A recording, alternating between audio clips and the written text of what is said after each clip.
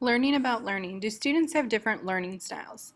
I chose to focus on this topic because I previously thought that all students definitively had different learning or cognitive styles. I would have previously labeled myself as a kinesthetic learner, and as an educator I realized I'd been making judgments about students' cognitive learning styles, which resulted in misconceptions about how students learn and how I've been teaching. I interviewed the principal at my school, Samantha Del Ponte, CIO and Vice President at the College of Medicine at University of Central Florida, Jerry Aubert, and my mother, Marnie Earnest, who is a licensed social worker and has worked in many K-12 schools. The questions that I asked were, do you believe that students have different learning styles, such as visual, auditory, and kinesthetic? If so, why do you believe that, or what evidence have you seen that proves this? And what type of learning environment do you believe is conducive to student learning, and why? Some background information first that I focused on was the differences between cognitive styles and cognitive abilities. Cognitive styles are biases or tendencies to think in a particular way, whereas cognitive abilities refers to how we deal with content and how they reflect the level of what we know and what we're able to do. According to Willingham, if students have different learning styles, then that particular cognitive style should be present in different situations and on different days. It's something that is within you. They should be consequential, so using one style or another should impact the important things we do. He states that styles are how we prefer to think, but do not necessarily measure how well we think, and therefore people with different styles should not differ in ability. However, there aren't any theories that can prove this. Therefore, the answer to the question, do students have different learning styles, is essentially no. The interview with my mom, Marnie Earnest, I sent her the questions over email, and I also had a phone conversation with her in which I had a few different observations. Her automatic answer about different learning styles was yes, similar to some other interviewees. She focused a lot on students with disabilities, which was really interesting because this wasn't addressed in the Willingham article at all, and it was something that I had commented and kind of discussed with another student in our course about the differences with students with disabilities. She used an example of my brother, who's hearing impaired but has a somewhat photographic memory, and then that resulted in a long discussion about how styles indicate how we prefer to think, but it doesn't actually measure how well we think. It's measuring the wrong materials, which was something that she had never really heard of before. As far as learning environments go, she talked about different stations and having an open, active learning environment. Willingham, what is found to be true, the prediction that students will learn better when instruction matches their cognitive style is not true because the wrong materials are being measured, as I mentioned before. Therefore, if Jane believes she's an auditory learner and listens to a tape of vocab words, she should then theoretically learn those words better than if she were to just read them. However, what's happening here is that it's not the auditory information being tested. It's not the sound of the voice, whether it's male or female, the inflections, things like that. What's actually being tested is the meaning of the words. Therefore, remembering the voice doesn't actually measure whether or not she remembered the meaning of the words. And this is the interview with my principal. My name is Samantha Del Ponte. I am the principal at Orange County Preparatory Academy. So my first question is, do you believe that students have different learning styles, such as visual, auditory, kinesthetic, and why do you believe this? Yes, I believe that there are many different learning styles. Over my 9.5 years in education, I have witnessed it in all of the classrooms I've taught. Most of my experiences with gifted children, where it's very apparent the different learning styles, they don't always rely on one. Sometimes they combine learning styles, and sometimes they ping-pong back and forth depending on what the task at hand is or what they're learning, what the concept is, and they will decide what's best for them, which learning style they use. And what type of learning environment do you believe is most conducive to student learning, and why? I believe an environment with exploration is most conducive for students. It gives the students the opportunity to use multiple learning styles and choose which one best fits them. Some observations about this interview was that Ms. Del Ponte also answered yes, stating that students do have different learning styles.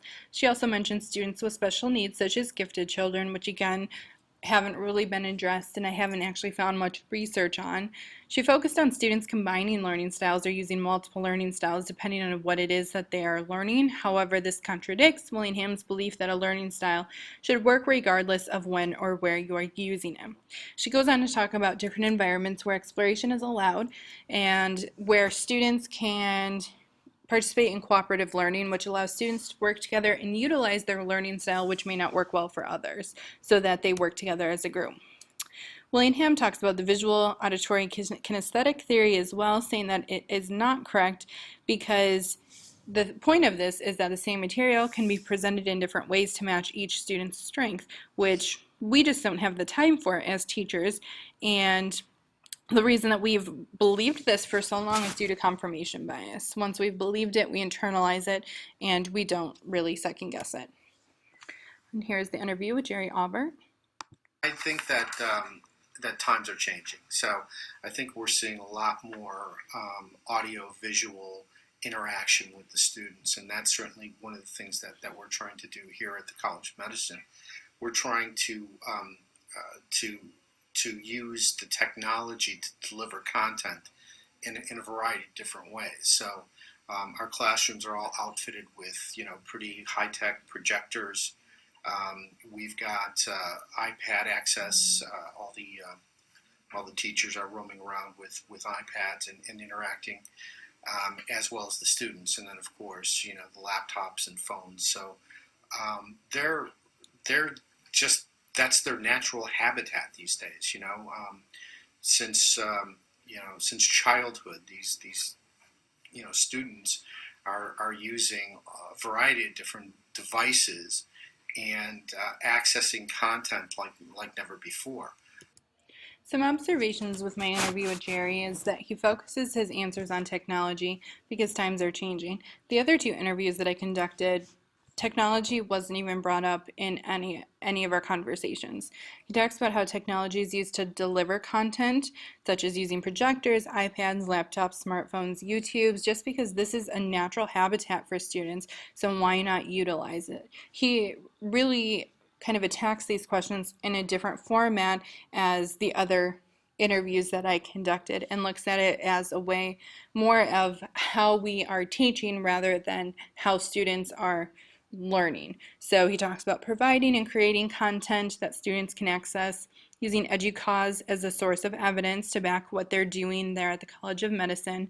And he talks later on about different environments, using different ecosystems, focusing on group learning, real-life scenarios, and setting up classrooms that foster that environment, as well as using quiet stations as well so that students can really focus on their content.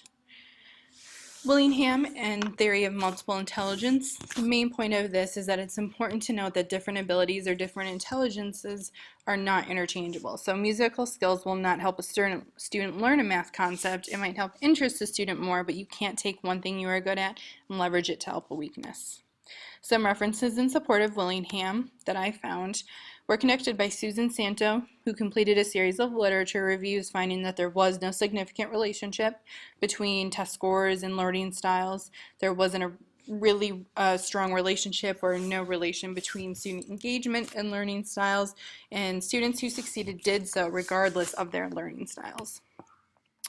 According to Curry, there were many shortcomings when it comes to determining learning styles. There's no concrete definition of a learning style. There's overlapping.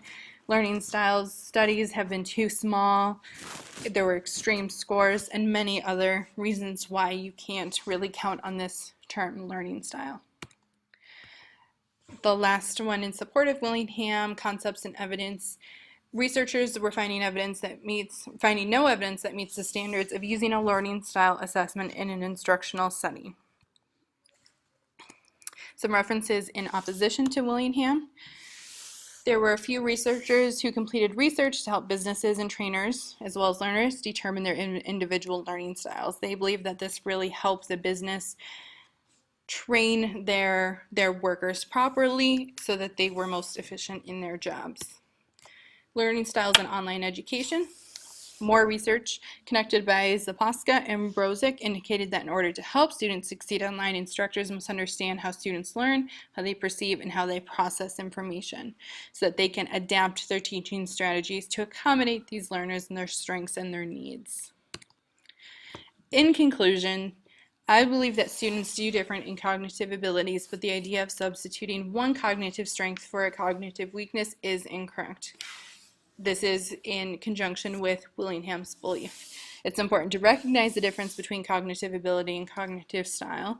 Therefore, we should be treating students individually based off of the teacher's interaction and experience with each student to identify what works. And lastly, one must consider background knowledge as well in addition to cognitive processes, because cognitive processes cannot function alone. These are the references that I used.